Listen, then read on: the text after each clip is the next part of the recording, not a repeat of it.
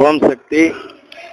சக்தியில் ஈரோட்டில் இங்கே இன்னொரு விசித்திரமான அனுபவம் நடந்ததுங்க. அம்மா பக்தர் ஒருத்தர் குரு படத்தை வாங்கிட்டு வந்து அதை ஃப்ரேம் பண்ணுறதுக்காக அவருடைய நண்பர் கடைக்கு கொண்டுட்டு போனார்.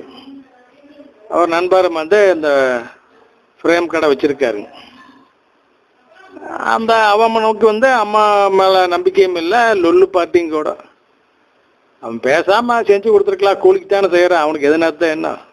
ஆனால் வாய் என்ன பண்ணாங்கன்னா, என்னங்க இப்போ நீங்கள் வந்து இப்படி படித்தவங்க நீங்கள் போய் இதையெல்லாம் கும்பிட்றீங்க, இந்த மனுஷனை கும்பிட்றீங்க, ஆளை கும்பிடலாங்களா, ஆச்சா போச்சா அப்படின்னு வேண்டாதெல்லாம் பேசியிருக்கானுங்க. இவர் அந்த மாதிரிலாம் பேசாத, உனக்கு இஷ்டம் இல்லைன்னா கூட நான் வேற இடம் கொடுத்து போட்டுக்கிறேன் அப்படின்னு கேட்டிருக்காரு. சில வந்துட்டேங்க போட்டுக்கிறேன், ஆனால் நீங்களாம் ஏன் இப்படி போகிறீங்க அப்படி இப்படின்னு அட்வைஸ் பண்ணிட்டே இருந்துக்கிறான். அந்த ஃப்ரேம் கடையில் இங்கே 5 அடி அகலத்தில் கிட்டத்தட்ட 8 அடி நீளத்தில் ஒரு பெரிய கண்ணாடி அப்போ தான் லாரிலேருந்து இறக்கி கொண்டு வந்து வச்சுருந்தாங்க. அந்த மாதிரி கண்ணாடியெல்லாம் இறக்க நானும் பார்த்துருக்கேனுங்க. கிட்டத்தட்ட 10-15 தொழிலாளர்கள் சேர்ந்து அலங்காமல் வந்து இறக்கி வைப்பாங்க. அப்படியே ஒரு கண்ணாடி வாங்கி வச்சிருக்கானு, அது அவனுக்கு மாத கணக்கில் வரும் அவன் தொழிலுக்கு. இவன் இந்த லொல்லு பேசங்காட்டிங்க என்னாச்சுங்க, அந்த கண்ணாடி செவுத்துல சாட்சி வச்சிருந்தது அப்படியே அந்த உட்டன் ஃப்ரேமோட இருந்தது உள்ளுக்குள்ள. அப்படியே திடீர்னு அப்படியே களியருங்க சவுண்டோட தூள் தூளா நொறுங்கி உடஞ்சி விழுந்துருச்சுங்க. அப்படியே சில்லு சில்லா போச்சுங்க. யாரும் எதுவும் பண்ணலை, எந்த டிஸ்டர்பன்ஸும் அதுக்கு ஆகலை. ஆனால் தானே அந்த மாதிரி ஆகிப்போச்சு. அவ்வளோதானுங்க. அப்படியே அதிர்ச்சியில் வாயை மூடிட்டானுங்க. இன்ன வரைக்கும் வாயை திறக்கலைங்க. வருஷம் எத்தனையோ ஆகிப்போச்சு. அதனால அம்மா பிடிச்சா கும்பிடலாம், பிடிக்கலையே விட்டு போட்டு போ, லொல்லெல்லாம் பேசி அப்புறம் கரையாக மேலே இறக்கிட்டு வச்சு என்ன பண்ணுறது அப்படின்னு அழுது பிரயோஜனம் இல்லைங்க. அதை மாறங்க சக்தியில்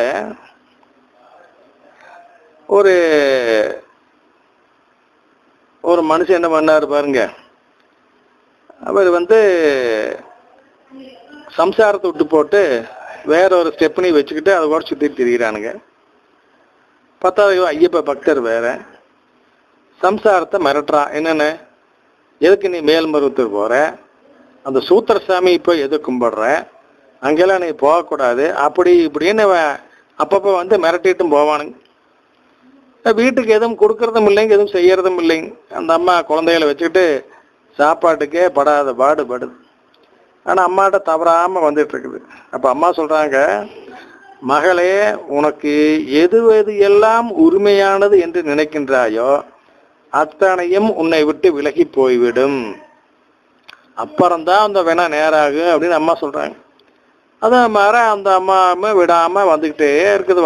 வாரம் என்னாச்சு, கடைசி வாரம் வர முடியல. அம்மா முதலே சொன்னாங்க, 27 வாரம் நீ வர வேண்டும் மகளே அப்படின்னு சொல்லி அம்மா சொன்னாங்க. ஆனால் வர அதுக்கு வருமானம் ஏது பாபா, பரிதாபமான நிலைமையில் இருக்குது. அப்போ அம்மா ஒரு முறை சொன்னாங்க, மகளே, உன் கணவனை வைத்து கொண்டு இருக்கும் பெண் வராகிக்கு, மந்திரவாதியை பிடிச்சி வராகிக்கு அவன் வெள்ளிக்கிழமை தோறும் தன் கையை அறுத்து மனித ரத்தம் கொடுத்து கொண்டிருக்கின்றான், மனித ரத்தத்தால் அபிஷேகம் செய்கின்றான். அதன் காரணமாக உன்னுடைய பிரச்சனையை அவ்வளவு சீக்கிரம் தீர்க்க முடியாது, பொறுமையாக இரு, மொத்தம் 27 வாரம் நீ வர வேண்டும் அப்படின்னு சொல்லி அம்மா சொல்றாங்க. அதே மாதிரி அந்த பொண்ணு வந்துக்கிட்டு தான் இருக்குது. ஆனால் கடைசியாக அது கையில் காசு பணம் இல்லை. கடைசி வாரம் அது என்னாச்சு அப்படின்னா, அந்த பெண்ணு தன்னுடைய தாலியை விற்று அதை செலவுக்கு வச்சுக்கிட்டு வருதுங்க. அந்த 27 வாரம் அது வாரம் முடிஞ்சுது. அப்போ அம்மா சொன்னாங்க, அம்மாவுடைய உதவியாளரை பார்த்து, இந்த பெண்ணுக்கு 1001 ரூபாய் பணம் கொடு அப்படின்னு சொல்லி. அதே மாதிரி அவங்க கோயிலேருந்து 1001 ரூபா பணம் கொடுத்து அனுப்பிச்சாங்க. அது பின்னால் அவர் அந்த அம்மா வீடு வந்து சேர்ந்தது.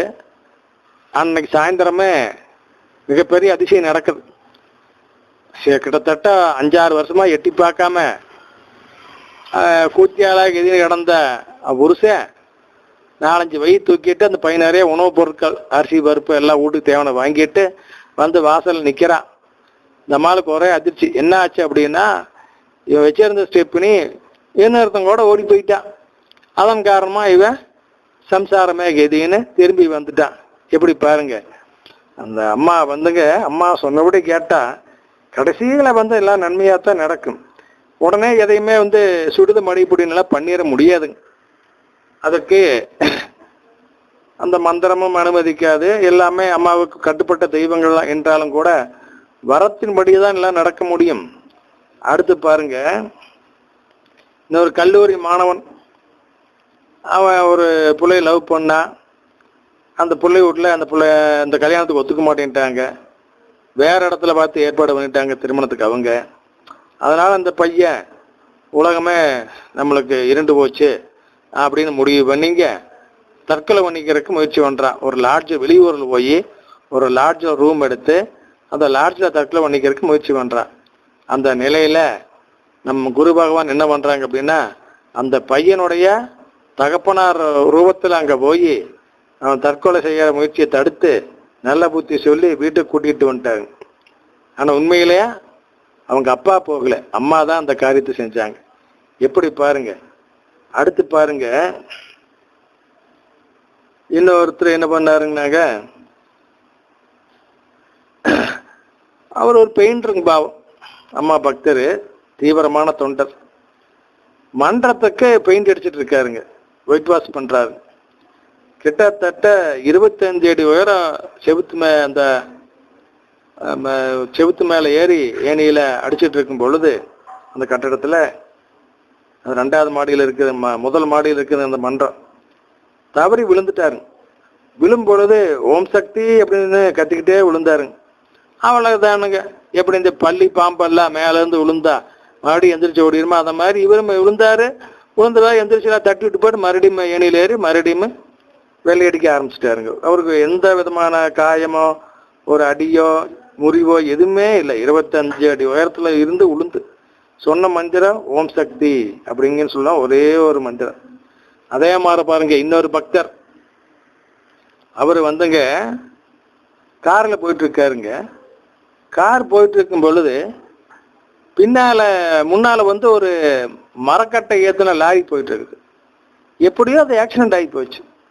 அந்த லாரியில இருந்த மரக்கட்டை அத்தனையுமே ஒரு காரை போட்டு மூடிருச்சுங்க. அந்த மாதிரி மிகப்பெரிய கட்டைகள் எல்லாம் இல்லைங்க, அந்த விறகு போற மாதிரி கட்டைகள் போட்டு மூடிருச்சு. அப்புறம் அக்கம் பக்கத்தில் இருக்கிறவங்கெல்லாம் அதை எல்லாம் விலக்கி அந்த காரில் இருக்கிறவரை காப்பாத்தினாங்க. அவர் அம்மா பக்தருங்க, எந்த சேதாரம் இல்லாம தப்பிச்சிட்டாருங்க. காருக்கு மட்டும் டேமேஜுங்க.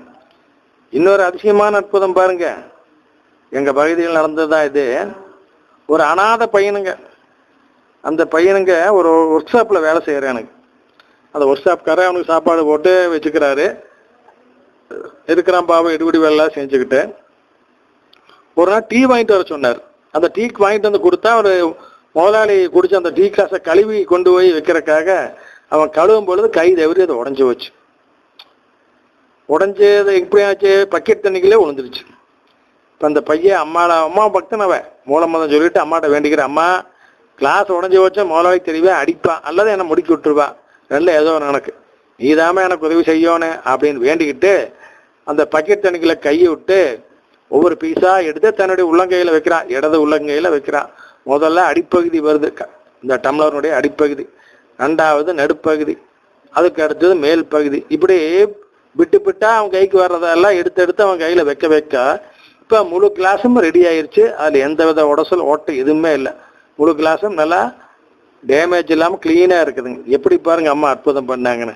ஒரு ஏழை அனாதை சிறுவன் தன்னை கும்பிடுகின்றான் என்ற ஒரே காரணத்திற்காக எவ்வளவு பெரிய அற்புதத்தை செஞ்சிருக்காங்க பார்த்தீங்களா சக்திகளே. ஓம் சக்தி.